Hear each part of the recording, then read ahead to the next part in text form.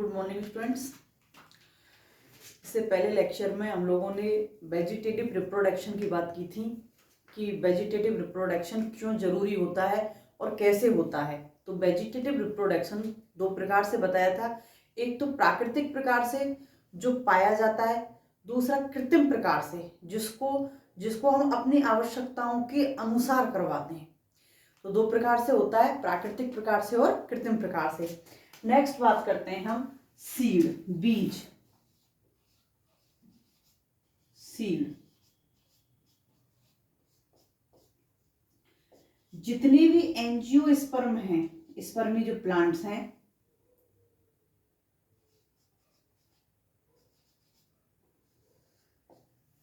यहां जिम्नोस्पर्म में भी और एंजियोस्पर्म में भी, और यहां हम बात कर रहे हैं केवल एंजियोस्पर्म की। तो जो एंजियोस्पर्म प्लांट हैं, इन एंजियोस्पर्म प्लांट के अंदर लैंगिक जनन पाया जाता है। लैंगिक जनन होता है। जब लैंगिक जनन की प्रोसेस होती है तो यहां पर दो क्रियाएं होती हैं। पहला परागण और उसके बाद में निषेचन। क्योंकि एंजियोस्पर्म की बात कर रहे हैं तो एंजियोस्पर्म में परागकणों का निर्माण होगा और परागकणों के कारण किसकी क्रिया होगी? परागण की क्रिया होगी। और परागण के बाद में निषेचन की प्रक्रिया होती है। जब यहाँ पर परागण और निषेचन की प्रक्रिया हो जाती है तो यहाँ पर दो चीजों का निर्माण होता है, अंडाशय और बीजांड। यहाँ पर अंडाशय और बीजांड का निर्माण होता है। अंडाशय से फल का निर्माण होगा और बीजांड से बीज का निर्माण होगा। ये बीज वो चीज होती है जो लॉन्ग टाइम तक, लंबे समय तक सुरक्षित रहती है किसी भी प्लांट के, नई पीढ़ी के लिए, नई जनरेशन के लिए। हम इसे बहुत लंबे समय तक सुरक्षित रख सकते हैं। सभी बीज ऐसे नहीं होते जो लॉन्ग लाइफ वाले होते हैं। तो यहाँ पर इनकी जो लाइफ टाइम होता है वो भी अलग अलग प्रकार का होता है। तो मेनली जो सीड होते हैं वो सीड किससे निर्मित हो रहे हैं?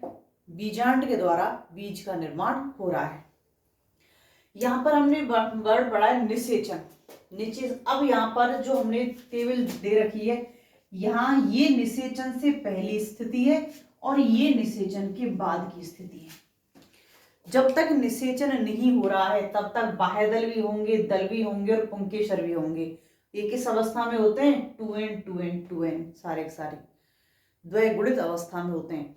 और आप लोगों ने 11 से ही पढ़ रहे हैं आप लोग कि जितनी भी सोमेटिक सेल्स होती हैं, सभी सोमेटिक सेल्स कैसी होती हैं? द्वैगुणित। तो कायिक कोशिकाएं सभी द्वैगुणित पाई जाती हैं।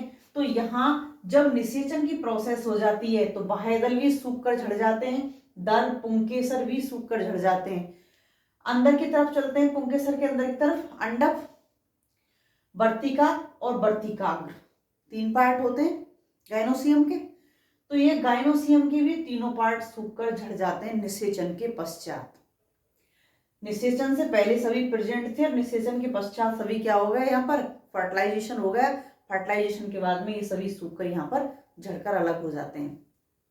उसके बाद में अब अंडाशय है। अंडाशय किसमें कन्वर्ट हो जाएगा? फल के अंदर। अंडाशय फल के अंदर। अंडाशय की भित्ति फल भित्ति के अंदर, जो अंडाशय की भित्ति होती है वो फल भित्ति का निर्माण करेगी। बीजांड बीज का निर्माण करेगा। नाभिक के रूप में प्रेजेंट होगा। बीजांड द्वार छिद्र का निर्माण करेगा। माइक्रोपाइल छिद्र का निर्माण करेंगे बीज में। अध्यावरण सीड कोट का निर्माण करेगा, बीज आवरण का। यहाँ पर जो अध्यावरण होता है वो सीड कोट का निर्माण करता है। और जो बीजांड काय होता है जिसे हम क्या बोलते हैं? न्यूसेलस।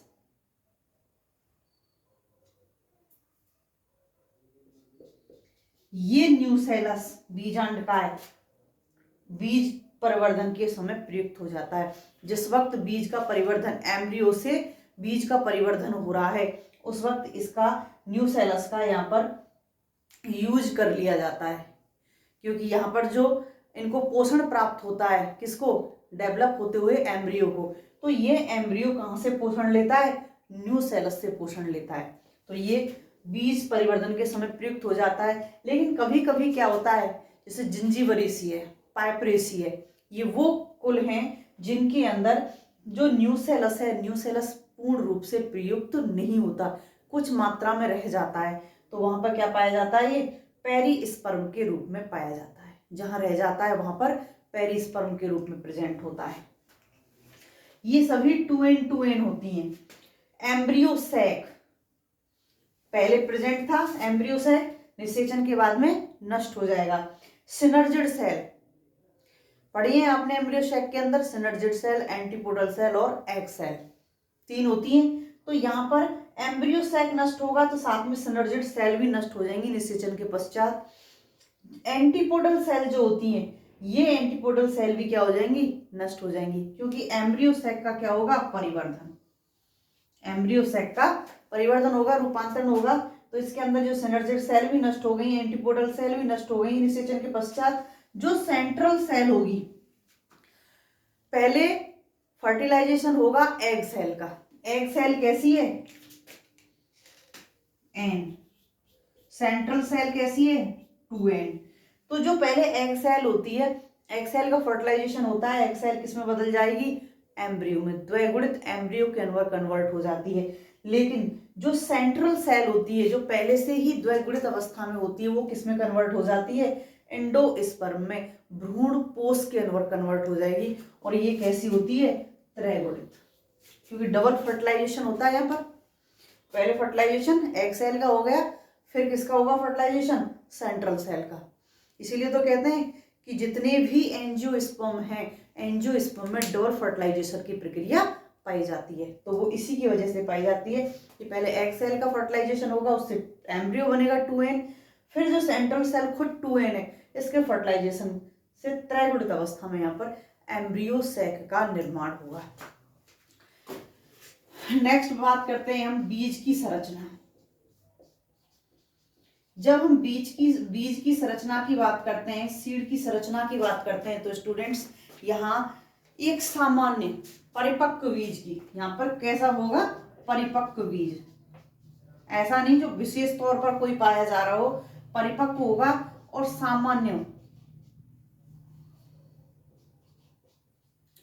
सामान्य कोई सीड है।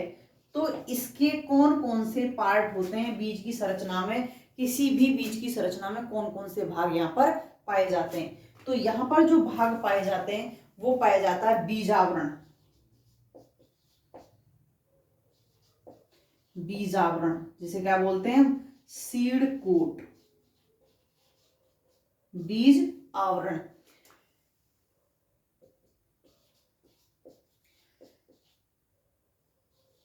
बीजांड ग्रंथ से बोलते हैं, बीजांड ग्रंथ को फ्यूनिकुलस, फ्यूनिकुलस, बीजांड ग्रंथ। बीजांड ग्रंथ से जब आगे की तरफ चलते हैं तो यहां पर पाया जाता है बीजांड द्वार, बीजांड द्वार जिसे बोलते हैं हम माइक्रोपाइल, माइक्रोपाइल। बीजांड द्वार से आगे जो यहां पाया जाता है वो होता है भ्रूणपोष,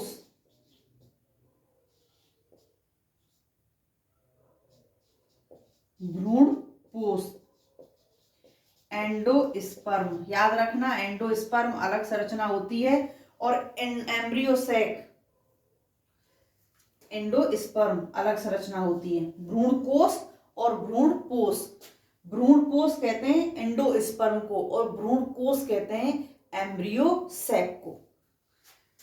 भ्रूणपोष से आगे यहां पर परिभ्रूणकोष पाया जाएगा, परिभ्रूणकोष जो सभी के अंदर उपस्थित नहीं होता है, जिसे क्या बोल रहे हैं हम, पेरिस्पर्म। अभी देखा है, पेरिस्पर्म पाया जाता है जो सभी के अंदर प्रेजेंट नहीं होता है। करेंकल, करेंकल, ओपरकुलम, ओपरकुलम और एंड लास्ट एरिल, एरिल। ये जो संरचना है ये मोनोकॉट प्लस डाइकॉट हमने दोनों के अंदर देखी है। ये जो संरचना है ये मोनोकॉट में भी मिलेंगी और डाइकॉट में भी मिलेंगी, दोनों में पाई जाएंगी। हम यहाँ पर मोनोकॉट और डाइकॉट दोनों का कॉमन जो स्ट्रक्चर होते हैं बीज के अंदर, उनकी यहाँ हम बात कर रहे हैं। तो देखते हैं हम यहाँ 1 बाय 1।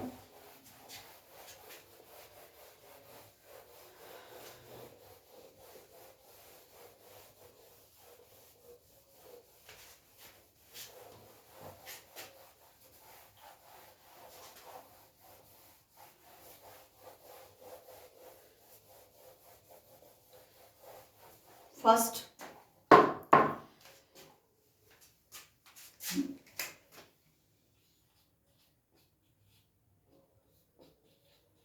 बीज की संरचना। क्योंकि बीज की संरचना की जब हम बात करते हैं तो बीज की संरचना में बहुत अधिक विविधता पाई जाती है। बीज बहुत छोटे भी पाए जाते हैं और बहुत बड़े भी पाए जाते हैं। बहुत अधिक यहाँ पर विविधता पाई जाती है, आकार, आकृति, स्वरूप में सभी प्रकार से विविधता पाई जाती है। जैसे लोडोसिया है, प्लांट है एक लोडोसिया।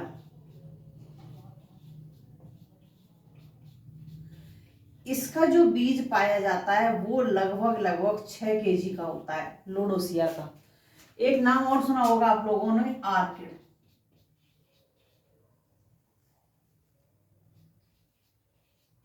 आर्किड वनस्पति जगत में सबसे बड़े जो बीज पाए जाते हैं वो पाए जाते हैं लोडोसिया के। कितने के मिल रहे हैं? 6 kg के। और जो सबसे छोटे पाए जाते हैं वो पाए जाते हैं आर्किड के, लगभग 20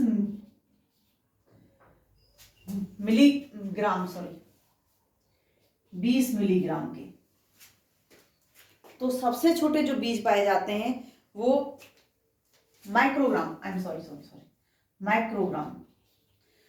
सबसे छोटे जो बीज पाए जाते हैं वो आर्किड के पाए जाते हैं, और सबसे बड़े जो बीज पाए जाते हैं वो पाए जाते हैं लोडोसिया के। नेक्स्ट बात करते हैं बीज की फर्स्ट संरचना, सीड कोट। सीड कोट, बीज आवरण। यहां पर सामान्य तौर पर जो अध्यावरण पाया जाता है, बीज के जो अध्यावरण पाया जाता है,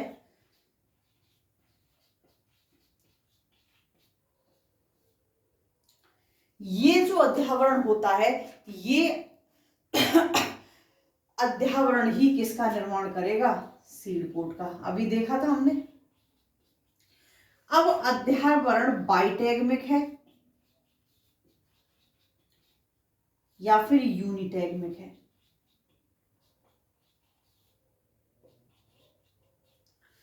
सीड कोट का तो निर्माण करेगा ही करेगा। डिपेंड ये करता है कि ये बाइटैगमिक है या यूनिटैगमिक है। स्टूडेंट्स, जो हम पढ़ते हैं इस प्रकार से,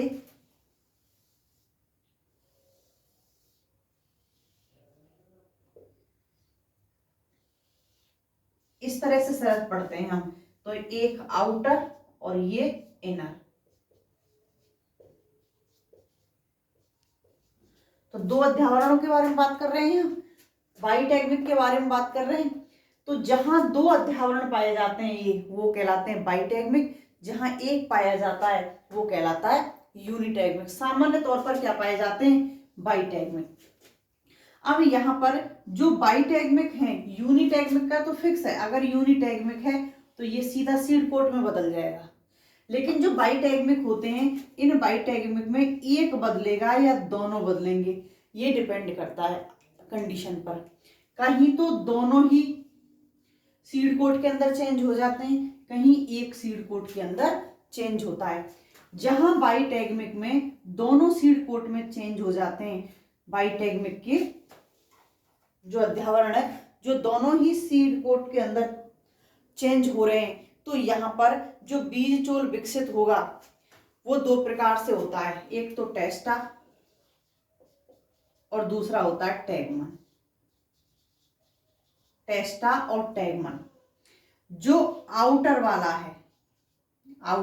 है वो तो निर्माण करेगा टेस्टा का, और जो इनर वाला है, आउटर अध्यावरण, और जो इनर अंदर वाला अध्यावरण है वो निर्माण करेगा टैगमन का। सिंगल है तो कहना ही नहीं है कुछ भी, लेकिन सिंगल ना हो करके अगर बाइटैगमिक अध्यावरण है तो बाईटैगमिक अध्यावरण में जो सीड कोट बनेंगे, जो सीड कोट कितने बनेंगे, 2 लेयर वाले। आउटर लेयर टेस्टा कहलाएगी उसकी, और इनर जो लेयर होती है वो क्या कहलाएगी, टैगमेन कहलाती है। तो यहाँ पर दोनों ही चेंज हो रहे हैं, और एक ही चेंज होता है तो यहाँ पर टेस्टा और टैगमेन में उसको नहीं बांटेंगे, जो यूनी टैगमेन की तरह जो व्यवहार करेगा। अब बीज की जो संरचना होती है, कौन सी संरचना, सतही, हम बाहरी संरचना की बात कर रहे हैं। जो सतही संरचना होती है स्टूडेंट्स, ये सतही संरचना विभिन्न प्रकार की हो सकती है। बीज खुरदरे भी हो सकते हैं, बीज खुरदरे भी हो सकते हैं, चिकने भी हो सकते हैं, जालिकावत भी हो सकते हैं, या कहीं जालीदार भी हो सकते हैं। किसी भी प्रकार के हो सकते हैं। इनकी रंग की अगर हम बात करें, जो आउटर कोट है, जो सीड कोट है, सीड कोट के अगर हम रंग की बात करें स्टूडेंट्स, तो इनका रंग भूरा सलेटी, भूरा सलेटी, हरा, काला, किसी भी प्रकार का हो सकता है। यहाँ रंग किसी भी प्रकार का हो सकता है। जो बाहर की सरफेस है वो खुरदरी भी हो सकती है, चिकनी भी हो सकती है, और यहाँ जालीदार भी हो सकती है, जालिकावत भी हो सकती है। मैक्सिमम जो सीड कोट होते हैं, मैक्सिमम जो सीड कोट होते हैं, ये सीड कोट कैसे होते हैं, हार्ड। कैसे होते हैं, हार्ड, कठोर। सामान्य तौर पर जो पाए जाते हैं, सीड की सेफ्टी के लिए जो पाए जाते हैं, वो कैसे पाए जाते हैं, हार्ड, जैसे अरंडी, दाल आदि के अंदर। लेकिन जरूरी नहीं है कि ये हार्ड ही मिले, कभी कैसा मिलता है, नरम या झिल्ली नुमा भी मिलता है, नरम या झिल्ली नुमा। फॉर एग्जाम्पल आम के अंदर, आम में कैसा मिलता है, ऊपर वाला पार्ट सॉफ्ट होता है। कभी कभी क्या होता है कि जो फल वित्ती होती है, फल वित्ती, ये फल वित्ती किससे चिपक जाती है, बीजावरण के साथ में। बीजावरण, फल वित्ती बीजावरण के साथ संलग्न हो जाती है, संलग्न हो जाती है। तो ऐसी स्थिति जहां पर बीजावरण के साथ में जो फल वित्ती है वो क्या हो गई, संलग्न हो गई। तो इस तरह की जो संरचना पाई जाती है वो पाई जाती है ग्रेवनी कुल के अंदर। फॉर एग्जाम्पल गेहूं, जौ। तो इनमें क्या होता है, जो फल वित्ती होती है वो फल वित्ती बीजावरण के साथ में क्या हो जाती है, संलग्न हो जाती है, और संलग्न होकर के रक्षी परत का निर्माण करती है। यहाँ पर जो टिश्यू है उस टिश्यू को सुरक्षा प्रदान करने का कार्य करती है, यहाँ एक रक्षी परत का कार्य करती है। फॉर एक एग्जांपल और देखें, जैसे अनार। जो अनार के अंदर आवरण पाया जाता है ये कैसा होता है, खाने योग्य, या फिर कहें रस युक्त। ये कैसा होता है, खाने योग्य या रस युक्त होता है। ये भी क्या है, सीड कोट होता है, सीड के चारों तरफ जो खाने योग्य या रस युक्त होता है।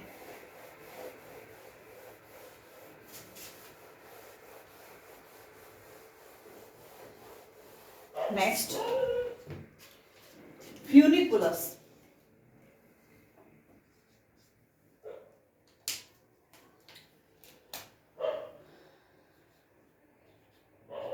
फ्यूनिकुलस, बीजांड ग्रंथ।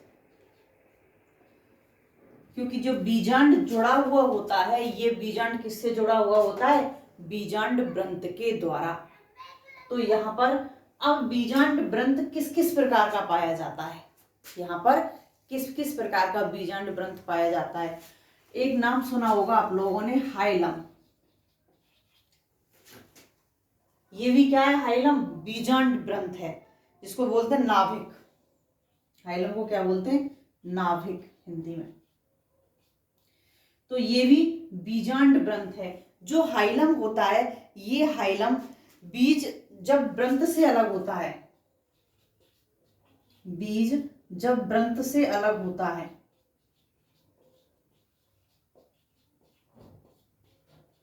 अलग होता है तो बीज की सतह पर, बीज की सतह पर निशान रह जाते हैं।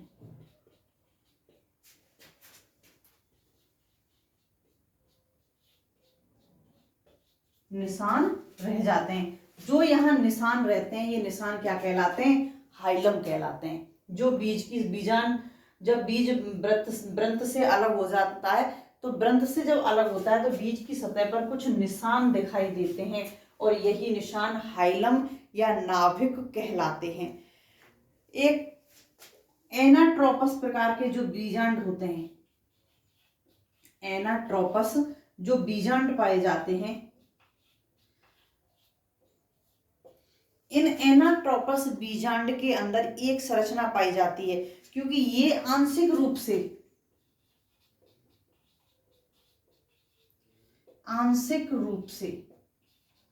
बीज चोल से अटैच होते हैं, संपर्क में होते हैं।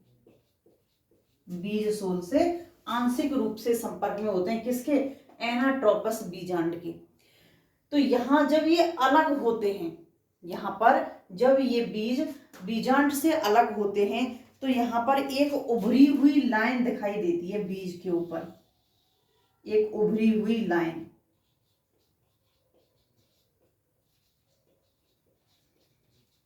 उभरी हुई लाइन दिखती है। जो यहाँ पर ये बीज के ऊपर उभरी हुई या स्टूडेंट्स लाइन दिख रही है, इस लाइन को हम क्या कहते हैं?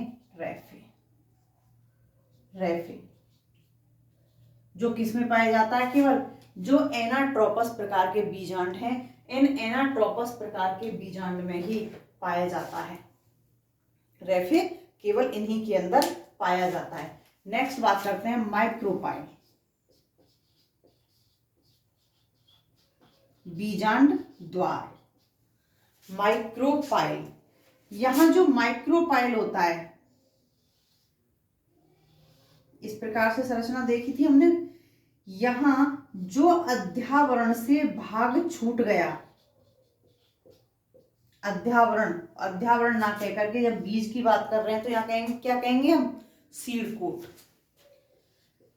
अगर बीज की बात कर रहे हैं तो यहां हम सीड कोट कहेंगे। जो बीजावरण के द्वारा कुछ भाग छूट जाता है, बीजावरण के द्वारा जो थोड़ा सा पार्ट छूट जाता है, कुछ भाग छूट जाता है, ये सीड कोट का छूटा हुआ जो भाग होता है, ये क्या कहलाता है? माइक्रोपाइल कहलाता है। सीड कोट के द्वारा कुछ छूटा हुआ भाग या कुछ खाली भाग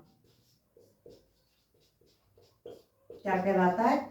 माइक्रोपाइल कहलाता है, बीजांड द्वार कहलाता है। ये माइक्रोपाइल यहां पर कहलाता है। तो माइक्रोपाइल निषेचन से पहले भी उपस्थित था। हमने जब यहां बात की थी तो ये निषेचन से पहले भी उपस्थित था और ये निषेचन के बाद भी उपस्थित होता है, जिसको माइक्रोपाइल या बीजांड द्वार कहते हैं या बीजांड द्वार छिद्र कहते हैं। तो यहाँ पीछे भी ये प्रेजेंट होता है। नेक्स्ट बात करते हैं हम एम्ब्रियो की। एम्ब्रियो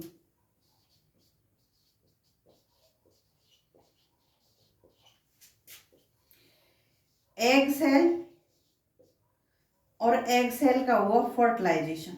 एग सेल के साथ में क्या जुड़ गया यहां पर आकर के? परागकण, पोलन ग्रेन। तो यहां पर किसका निर्माण हो गया? भ्रूण का, एम्ब्रियो का। जब एग सेल के साथ में पोलन ग्रेन आकर के संयुक्त हो जाता है तो यहां पर किसका निर्माण होता है? एम्ब्रियो का निर्माण होता है। तो स्टूडेंट्स, मोनोकोट में और डाइकोट में, दोनों में अलग अलग व्यवस्थाएं होती हैं। बात करें यहाँ हम मोनोकोट की, तो यहाँ जो मोनोकोट होते हैं, इन मोनोकोट में एक बीजपत्री क्यों कह रहे हैं? इनके अंदर केवल एक ही बीज पत्र पाया जाता है, बीज पत्र उपस्थित होता है। और डाइकोट में 2 बीज पत्र होते हैं, डाइकोट के अंदर 2 बीज पत्र यहाँ होते हैं। आप लोगों ने बारिश के टाइम में जब उस पर नीम के ऊपर उसकी जो निवोरियां लगती हैं, उनको अगर हम ऐसा थोड़ा सा रब्स करके हटाएं तो दोनों अलग अलग दिखते हैं हमको। कोटिलेडॉन्स जो बीज पत्र होते हैं वो बिल्कुल अलग अलग दिखते हैं। गेहूं के अंदर कभी देखा है आप लोगों ने, दाल बिल्कुल अलग अलग हो जाती है दालें। तो जो जिनके अंदर डाइकोट के अंदर 2 बीज पत्र पाए जाते हैं और मोनोकोट के अंदर केवल एक ही बीज पत्र पाया जाता है। यहाँ इन बीज पत्रों में कार्य क्या करते हैं, ये यहाँ भोजन संग्रह का कार्य करते हैं, भोजन संग्रह का कार्य करते हैं। क्यों?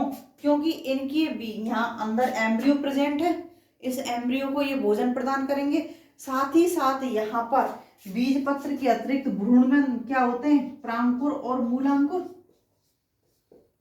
प्रांकुर और मूलांकुर, ये दोनों कहाँ उपस्थित हैं, एम्ब्रियो के अंदर। जो एम्ब्रियो है उस एम्ब्रियो में प्रांकुर और मूलांकुर प्रेजेंट है। तो स्टूडेंट्स, जब यहाँ पर इनका जर्मिनेशन होगा बीज का, प्रांकुर से प्ररोह का निर्माण होगा और मूलांकुर से मूल का निर्माण होगा। तो इस वक्त जो संचित भोजन होता है इन बीज पत्रों में, इनके द्वारा प्रयुक्त तो कर लिया जाता है। तो इनके भरण पोषण के लिए, जब सीड में जर्मिनेशन हो रहा है उस वक्त भरण पोषण के लिए इन बीज पत्रों के अंदर जो कार्बोहाइड्रेट, प्रोटीन जो संचित अवस्था में होती है, उनको यहाँ पर प्रयुक्त किया जाता है। नेक्स्ट देखते हैं नेक्स्ट लेक्चर में।